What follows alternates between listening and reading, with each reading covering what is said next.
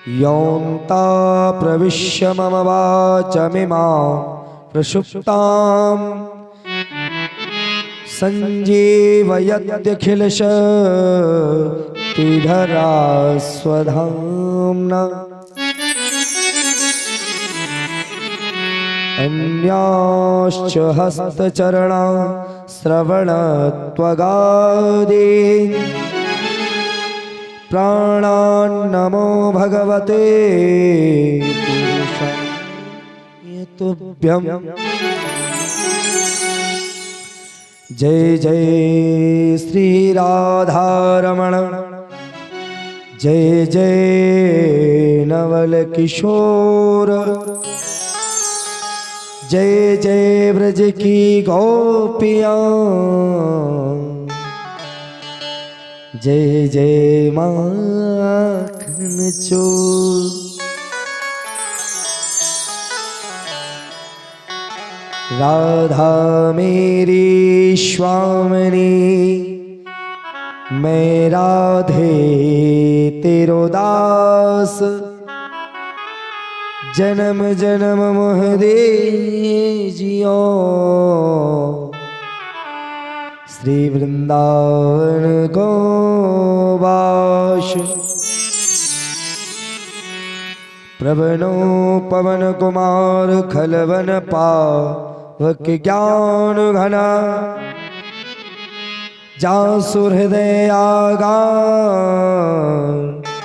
वसहि Ram sir चाप धर। बंधो श्री तुलसी चरण जिनके नौ जग काज, उकल समुद्र बोलत लखो, प्रगट्यों सप्त जहाज। अपने अपने घरन की सब काहू को पीर, तो मैं पीर सब घरन की, सो धन्य धन्य रघुवीर। भक्त भक्ति भगवंत गुरु चतुर्नाम बपुए, तिनके पग वंदन किए,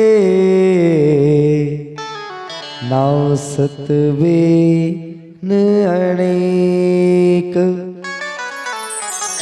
नाव सतवेन अनेक। बोलिए कृष्ण कन्हैया लाल की जय हो, राधा रानी सरकार की जय हो। बोलो राधे राधे।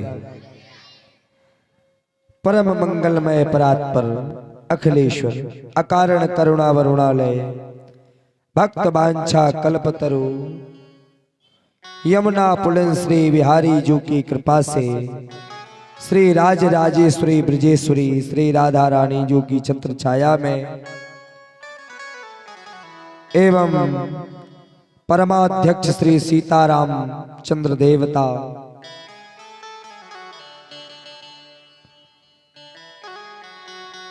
अनंत बलवंत श्री हनुमंत लाल जी की पावनमयी कृपा से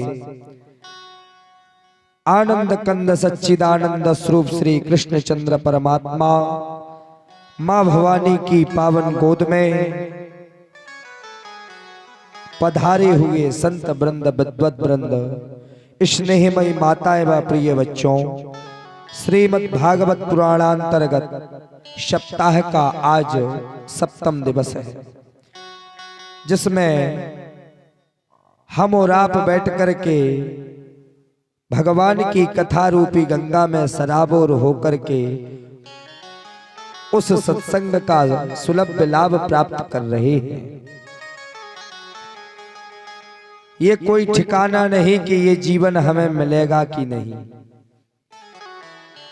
ये कोई ठिकाना नहीं कि हमें जीवन प्राप्त होगा कि नहीं। इसलिए हमें जो जीवन प्राप्त हुआ है उस जीवन को प्राप्त करके, मानव देह को प्राप्त करके प्रभु का संस्मरण कर लें और प्रभु की कृपा से ही आज हम और आप बैठ करके भगवान की कथा को श्रवण कर पा रहे हैं। गोस्वामी जी कहते हैं, बिमल कथा कर कीन अरंभा, सुनत न साहे कम मद दम्भा। कथा कीन अरंभा, सुनत न साहे कम मद दम्भा।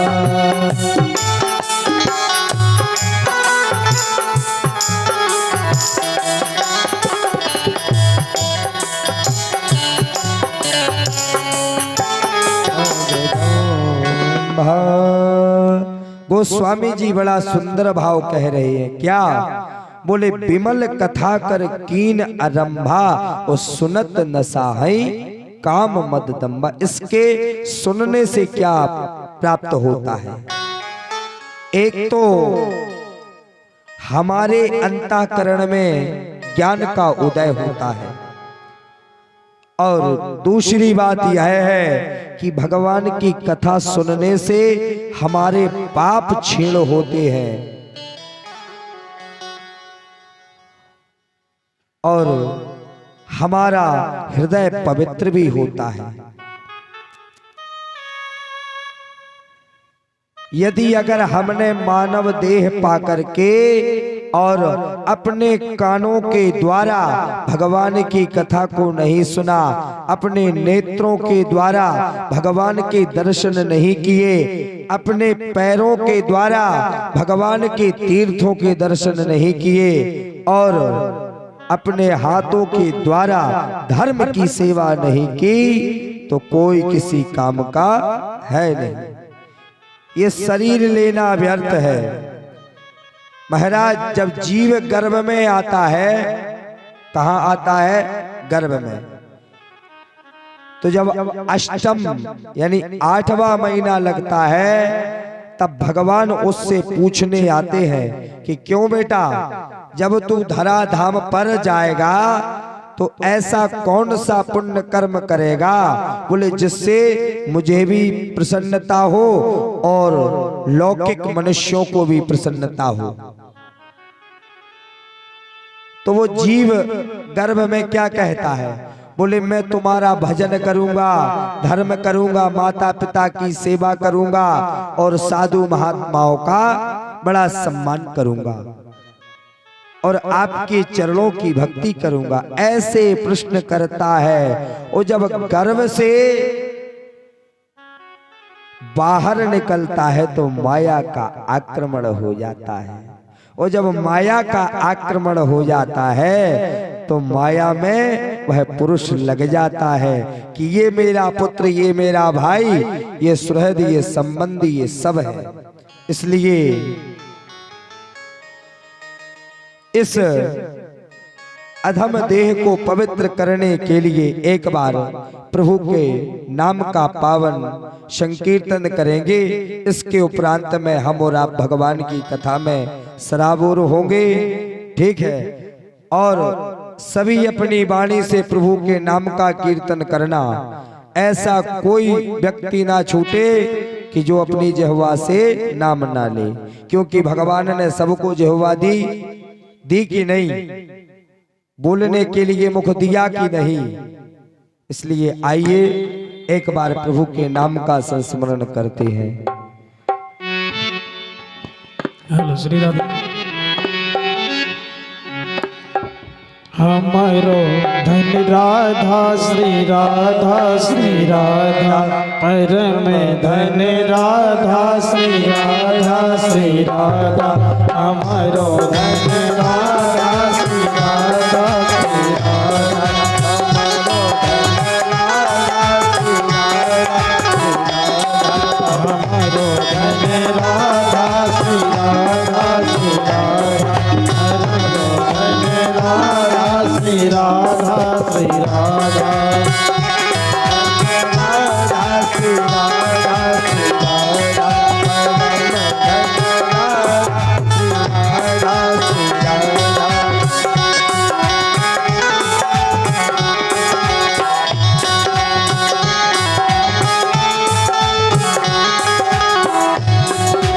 राधा राधा राधा राधा राधा श्री राधा राधा राधा राधा राधा राधा श्री राधा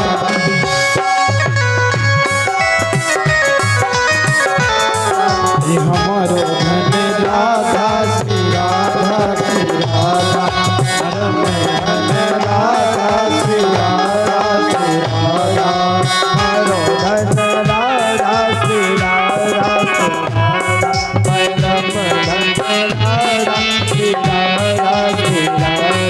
किशोरी धन राधा श्री राधा श्री राधा धन राधा श्री राधा श्री राधा हमारे धन राधा श्री राधा श्री राधा राधा श्री राधा श्री राधा श्री राधा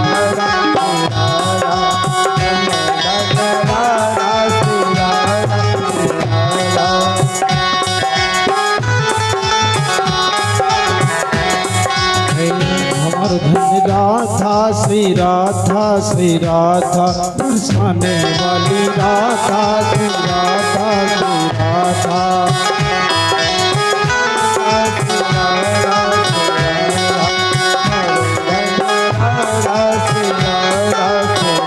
बरसाने वाली राधा राधा राधा श्री राधा मोहन की प्यारी राधा राधा राधा श्री राधा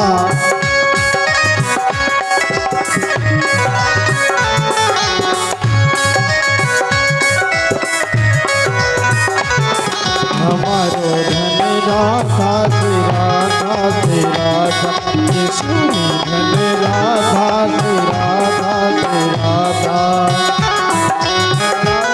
श्री राधा श्री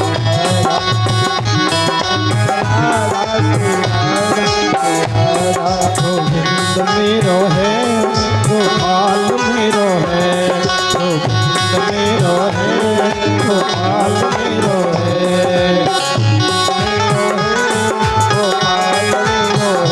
श्री राधा रमण नंदलाल मेरो है श्री राधा रमण नंदलाल मेरो है गोविंद मेरो है गोपाल मेरो है गोविंद मेरो है गोपाल मेरो है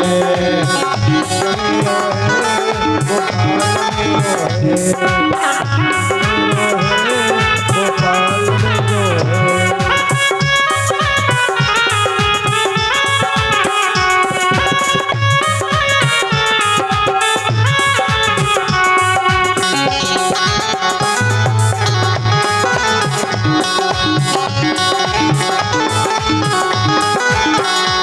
कृष्ण गोविंद हरे मुरारी हे नाथ नारायण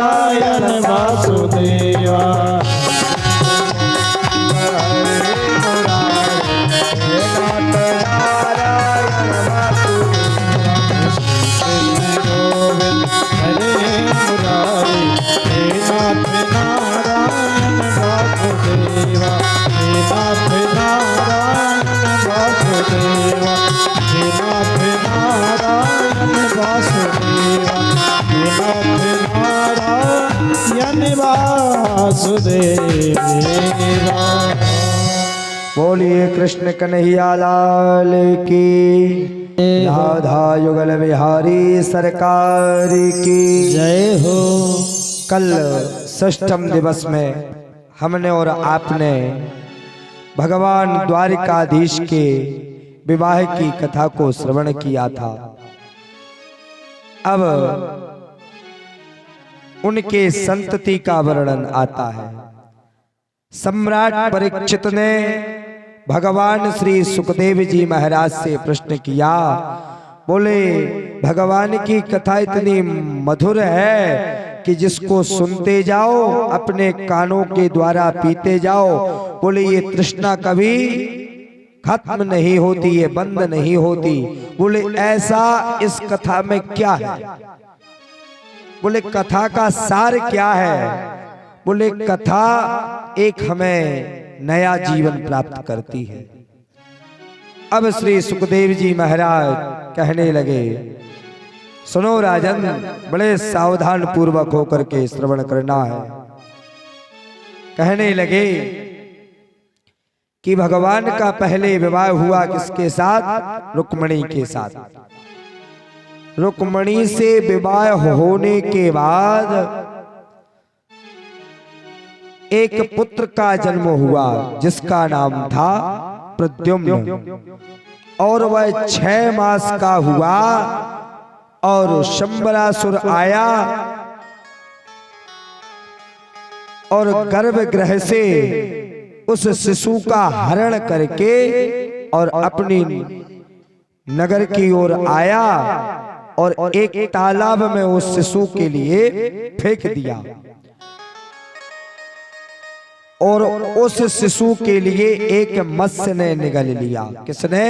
एक मछली ने निगल लिया। एक दिन कुछ मछुआरे गए तालाब के किनारे, उन्होंने उस मछली को पकड़ा और पकड़ करके उसका पेट फाड़ा तो एक शिशु निकला, वही प्रद्युम्न। उस शिशु के लिए लेकर और शंबरासुर की राज्य सभा में उपस्थित किया उन मछुआरों ने और कहा कि हमें एक यह पुत्र मिला है। बोले ना जाने किसका है? बोले ये कोई हमें पता नहीं। वह जान गया कि ये वही बालक है कि जिसको मैंने तालाब में फेंका था। आगे क्या हुआ कि वह बालक का लालन पालन पोषण शंबरासुर की नगरी में एक मायावती नाम की स्त्री थी जो उसका भरण पोषण करने लगी। प्रद्युम्न का पूर्व जन्म क्या है? वो कामदेव है। कौन है? कामदेव। भगवान शंकर के श्राप से कामदेव और रति का वियोग हो गया था, तो दूसरे जन्म में यह प्रद्युम्न बने और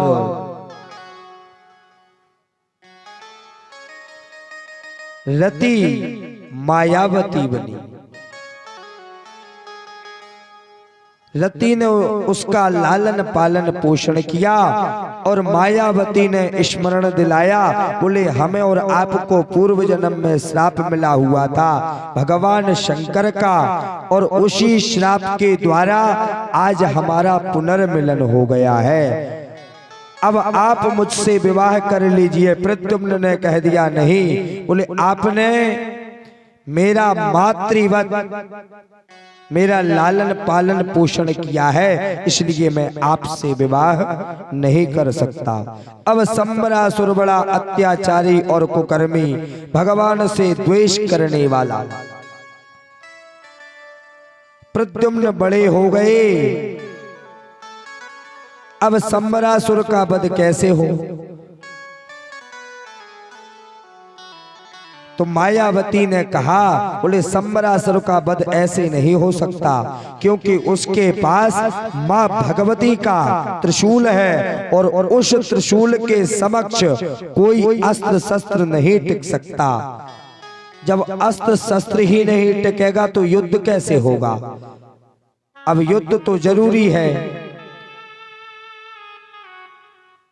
सम्रासुर को पता चला कि प्रद्युम्न को सारा ज्ञान मायावती ने बतला दिया बोले मेरे विषय में। अब प्रद्युम्न जाकर के और माँ भगवती की स्तुति करने लगे और क्या कहने लगे बोले या देवी सर्वभूतेषु दयारूपेण संस्थिता नमस्तस्यै नमस्तस्यै नमस्तस्यै नमो नमः। प्रद्युम्न की प्रार्थना को सुनकर के मां भगवती प्रसन्न हो गई और उस त्रिशूल का काट करने के लिए एक वज्र के समान अस्त्र प्रदान कर दिया और प्रद्युम्न और सम्रासुर में युद्ध होने लगा। घोर महायुद्ध होने लगा। पृथ्वी कांपने लगी, समुद्र में ज्वार भाटा आ गया और ज्वालामुखी फटने लगे। ऐसा भयंकर भयभीत भयानक युद्ध हुआ जिस पराक्रम में सबसे बड़े बड़े महारथी और वीर गति के लिए प्राप्त हो गए। अंत में सम्रासुर का वध हो गया। वधोपरांत भगवान द्वारिकाधीश को पता चला कि प्रद्युम्न ने सम्रासुर का वध कर दिया है। द्वारिकाधीश भगवान आए और प्रद्युम्न को लेकर के द्वारिकापुरी के लिए चले गए। अब भगवान का दूसरा विवाह कैसे हुआ श्री सुखदेव जी महाराज वर्णन कर रहे हैं। एक दिन क्या हुआ, एक समय की बात है कि सत्राजित जो भगवान सूर्य का उपासक है, कौन, राजा सत्राजित, किसका उपासक है, भगवान सूर्य का। और सत्राजित का भाई का नाम है प्रसेनजित। सत्राजित के पास भगवान सूर्य नारायण की कृपा से एक मणि मिली जिसका नाम था स्यमंतक मणि। मथुरा में अकाल पड़ने से अक्रूर जी आए द्वारिकापुरी और द्वारिकापुरी में द्वारिकाधीश भगवान से कहा, बोले हे भगवान, बोले आपके जाने से मथुरा में सारी व्यवस्था यहाँ अस्त व्यस्त हो चुकी है और प्रजा के पास खाने को अन्न नहीं है। बोले क्या किया जाए? बोले तुम एक काम करो, बोले सत्राजित के पास जाओ और उनके पास एक अमूल्य मणि है, बोले जिसका नाम है स्यमंतक। उस मणि को लेकर के लाओ और उस मणि के द्वारा सारी प्रजा का पालन होगा। अक्रूर जी भगवान की बात को मान करके और वहां पहुंचे। कहा? सत्राजित के पास में। अक्रूर जी ने हाथ जोड़ करके कहा, बोले हे राजन, हमें यह अमूल्य मणि दे दें। बोले किसने कहा? बोले द्वारिकाधीश भगवान ने कहा। तो बोले हम नहीं देते, हम आपको किसी भी स्थिति में मणि नहीं देंगे। स्पष्ट अक्षरों से कह दिया। अक्रूर जी चले आए और एक दिन क्या हुआ कि सत्राजित का भाई प्रसेनजित उस मणि को लेकर के जंगल में शिकार करने के लिए गया। तो उस मार्ग में एक भयानक सिंह मिला। उस सिंह ने प्रसेनजित का वध करके उस मणि का हरण कर लिया और मणि का हरण करके वो शेर जा रहा था सिंह। तो इतने में जामवंत जी आ गए और जामवंत जी ने उस शेर को मारा, शेर का वध किया और वध करके उस मणि को लेकर के अपनी गुफा के अंदर चले गए और उस मणि को लेकर के अपनी पुत्री जाम्बवती के लिए दे दिया। जाम्बवती उस मणि से खेलने लगी।